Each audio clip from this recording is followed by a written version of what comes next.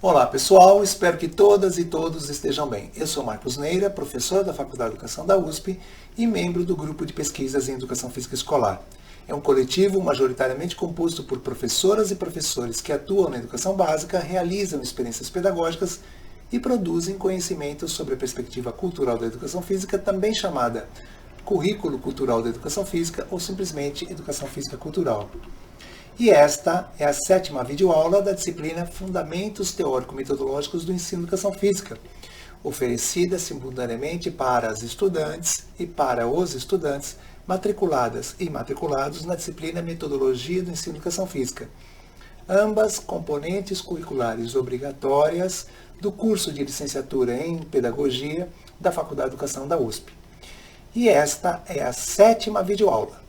Nesta videoaula, nós discutiremos a primeira parte dos campos de inspiração da educação física cultural. Devido à extensão do assunto, repetimos o procedimento do tema anterior, concepções de ensino de educação física. Nesta videoaula, discutiremos os conceitos que nos ajudam a entender melhor o que são os campos de inspiração, o que são os campos teóricos que inspiram a prática pedagógica dos professores e professoras que afirmam colocar em ação a perspectiva cultural da educação física. Por isso, o objetivo dessa videoaula é contextualizar a educação física cultural a partir dos seus campos de inspiração. E nós tomamos como referência principal esse livro, Teorias do Currículo, de Alice Casimiro Lopes e Elizabeth Macedo. A discussão travada nesta videoaula, ela dialoga bastante com o texto que foi sugerido para a leitura nesta e na próxima semana, que é a terceira parte deste livro, Documentos de Identidade, uma introdução às teorias do currículo, de Tomás Tadeu da Silva. Pois bem, voltando aos argumentos apresentados por Lopes e Macedo, para elas existem 3 concepções de currículo. A depender da época, desde que surgiram os estudos curriculares, um campo de estudos específico que tem emergência lá no começo do século passado, ou seja, desde que surgiram os estudos curriculares, é possível entender que durante bastante tempo a concepção de currículo foi influenciada pela ideia de seleção e organização de conhecimentos. Nós ainda identificamos escolas, ainda identificamos documentos curriculares que trabalham com essa concepção. Tal como se o currículo fosse exclusivamente uma questão técnica, selecionar conhecimentos mais adequados para o alcance de determinados objetivos educacionais. A discussão do currículo, os estudos curriculares vão nos apresentar uma segunda concepção do currículo, o currículo como forma de controle, bastante influenciada pelas teorias críticas da educação, bastante influenciada pela sociologia crítica da educação, bastante influenciada pela historiografia do currículo, bastante influenciada pelo materialismo histórico. Nós observamos, entre os anos 60 e os anos 80, a emergência de análises que se preocupavam também por que determinado conhecimento e não outro. Se preocupavam com o tipo de conhecimento valorizado no currículo, se preocupavam com a serviço de quem estava aquele conhecimento que era valorizado, que era transmitido através do currículo. É nessa época que surgem conceitos como currículo real, currículo prescrito, currículo normativo, currículo oculto. Há toda uma discussão do currículo que tenta dizer, tá vendo? Os conhecimentos estão ali porque interessam a alguém.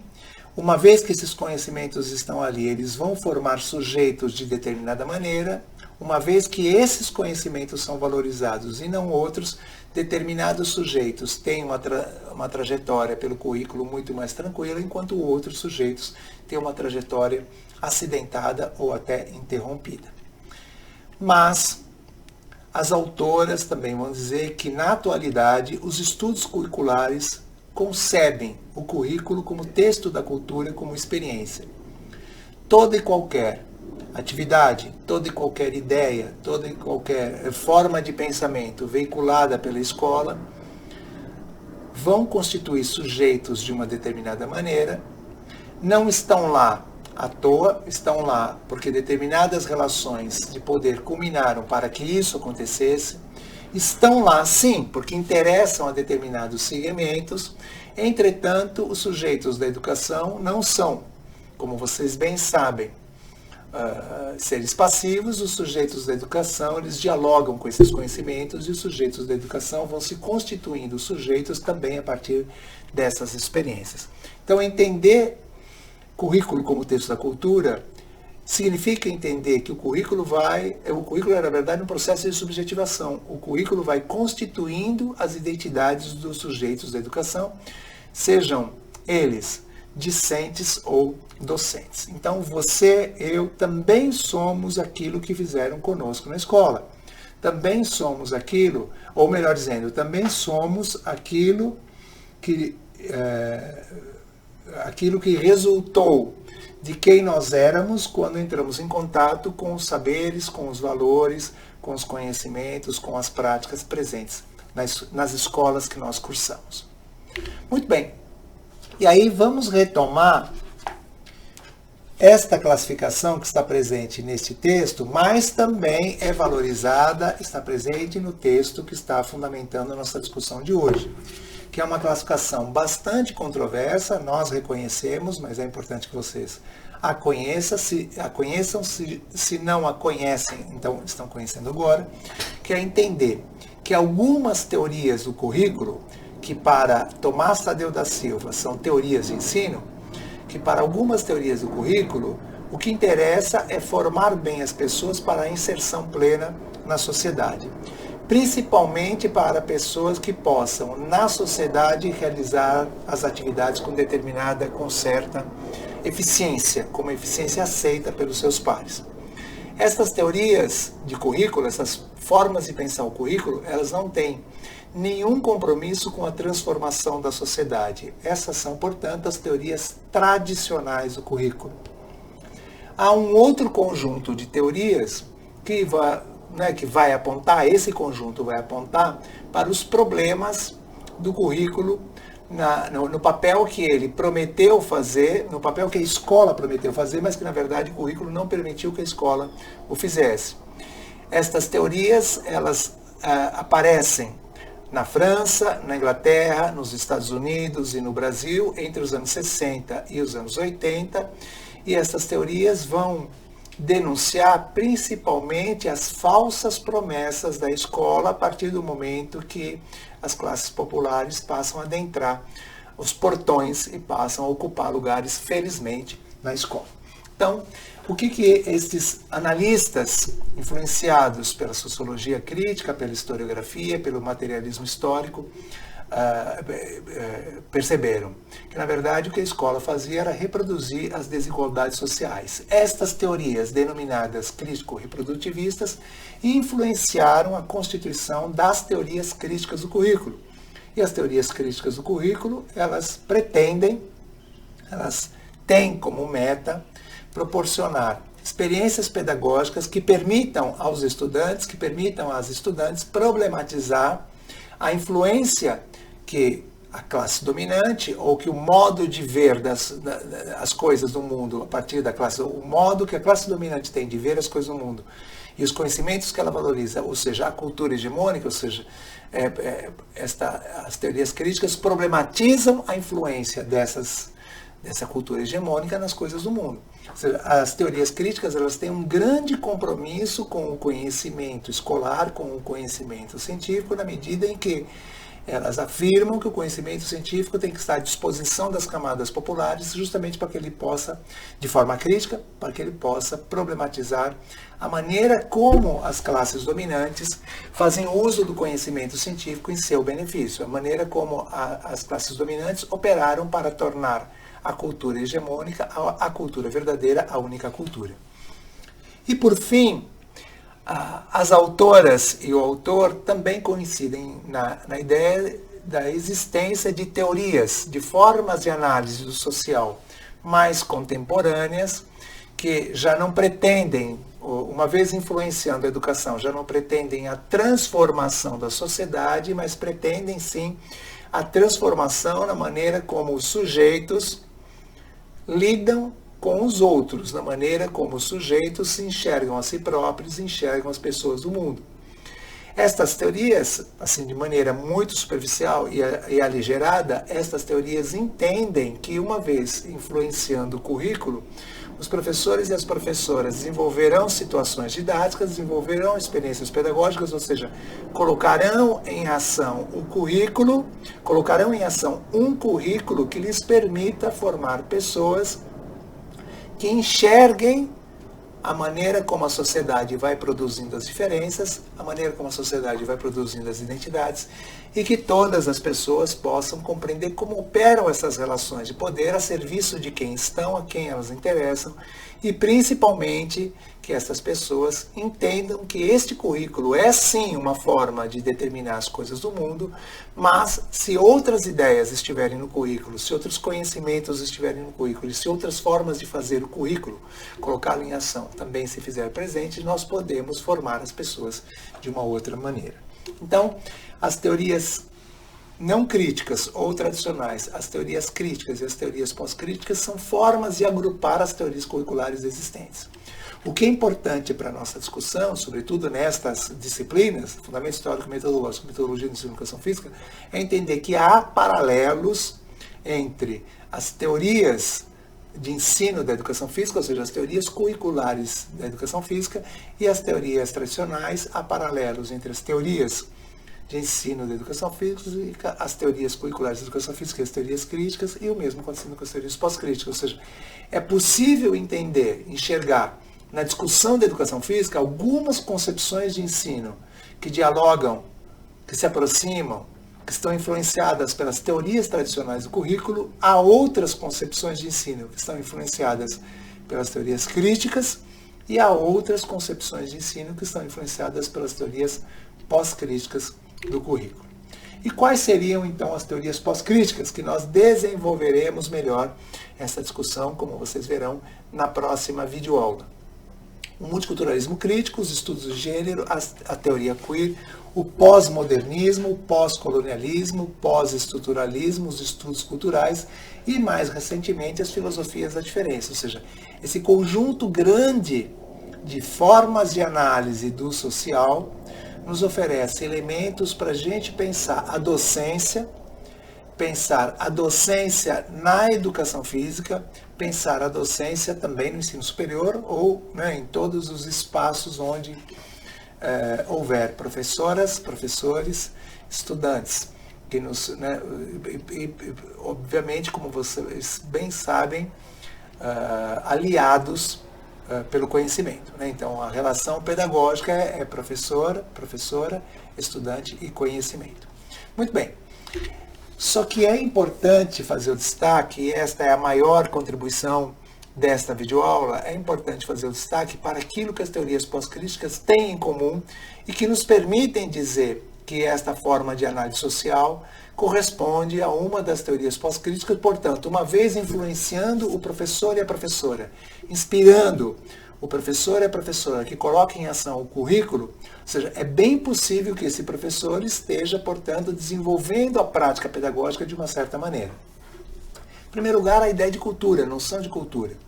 Estas teorias trabalham com a noção de cultura dos estudos culturais, entendem a cultura como esse terreno de disputas, esse campo de lutas, esse espaço social, né? Ou seja, este lugar em que determinados grupos querem fazer valer suas formas de ver o mundo.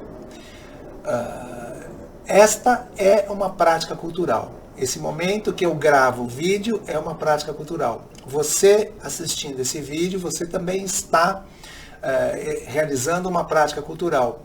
As ideias que eu estou tentando colocar em circulação, elas não são absorvidas por você. Você lida com essas ideias a partir dos seus referenciais, a partir das suas ideias, a partir das suas próprias ideias que são, né, que foram apropriadas por você através da linguagem. Ou seja, você aceita, discorda, tergiversa, transforma, traduz. Você faz uma série de operações na medida em que está aqui lidando com essas coisas no mundo.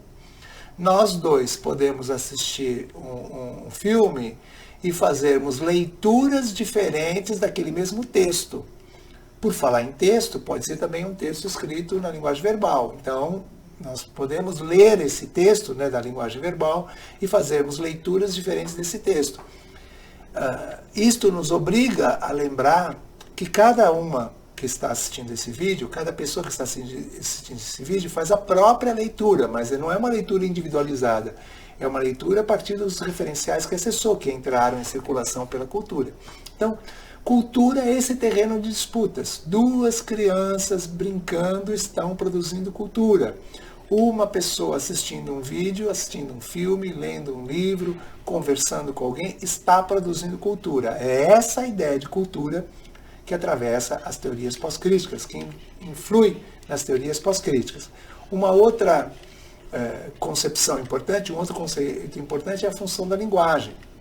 As teorias pós-críticas compreendem a linguagem como forma de produção da realidade, porque a linguagem coloca em circulação determinadas representações, nós, sujeitos da cultura, vamos nos apropriando, vamos lidando, vamos operando com essas problematizações, com essas representações e muitas vezes as adotamos para fazer as leituras das coisas do mundo.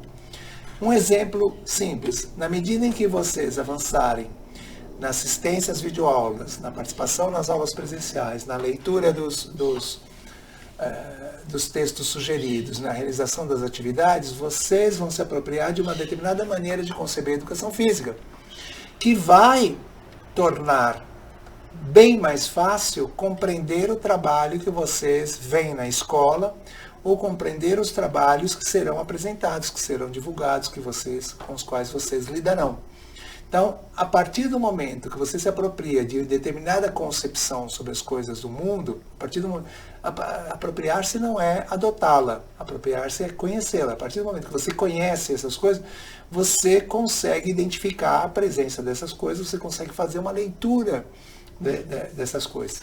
Importante dizer, como eu já destaquei, da relevância daquele texto da Roseli Cassan Fontana, que ela vai trabalhar com uma ideia de aprendizagem que é difundida pelo pós-estruturalismo, que é entender a aprendizagem como a melhoria da capacidade de decifrar os signos da cultura. Então é isto, né? Uma criança vai aprendendo a ler na medida em que ela se torna capaz de decifrar aquilo que ela está vendo, ou seja, né, o código alfabético, no caso, obviamente, do Brasil. Muito bem.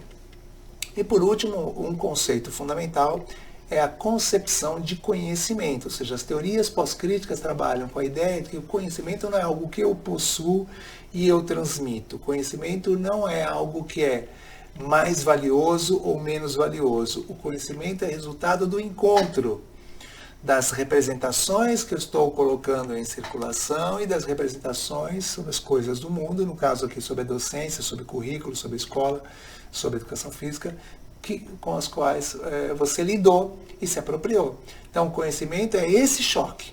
Conhecimento é aquilo que resulta desse encontro. Então, uma técnica, uma forma de fazer as coisas, nesse sentido, ela é um conhecimento, uma vez que ela, ao ser acionada, ela ela se faz presente para alguém que pode ser que não a domine ou para alguém que pode ser que a domine. E que provavelmente vai esbarrar em outras formas que essas pessoas possam ter de fazer as coisas. Então, o conhecimento é algo bem amplo, o conhecimento é algo bastante diversificado. A educação física trata com uma espécie de conhecimento. Vocês já viram, né, que em aulas anteriores, né, concepções de ensino, a educação física já tratou de um conhecimento específico que era a aptidão física. A educação física já tratou com outro conhecimento específico que é o movimento. Depois a educação física tratou com outro tipo de conhecimento que é a cultura corporal. Então, na perspectiva que nós estamos aqui trabalhando, o objeto do conhecimento da educação física é a cultura corporal. Entretanto, como nós veremos em discussões posteriores, as concepções de cultura corporal elas também se modificam, né? Ou seja, por isso que eu coloquei no plural. Existe mais de uma concepção de cultura corporal e os textos da educação física E mesmo professoras e professores que trabalham com esse componente são influenciados por diferentes concepções de cultura corporal. Pois bem, esta discussão, por hora, ela é suficiente. É importante que a gente destaque que as teorias pós-críticas trabalham com certa ideia de cultura, trabalham com certa ideia, com certa função da linguagem e com uma determinada concepção de conhecimento. Isso fará muito sentido no momento que nós avançarmos para a discussão mais profunda da educação física e cultural e que vocês percebam como essa concepção de conhecimento, como essa noção de cultura e como essa representação de linguagem, que estão presentes em todos esses campos teóricos que inspiram professoras e professores a colocar em ação a perspectiva cultural, embora elas estejam presentes, elas vão influenciar a docência da educação física de uma determinada maneira. Então era isso por hoje, fiquem bem, se cuidem muito, até a próxima terça-feira.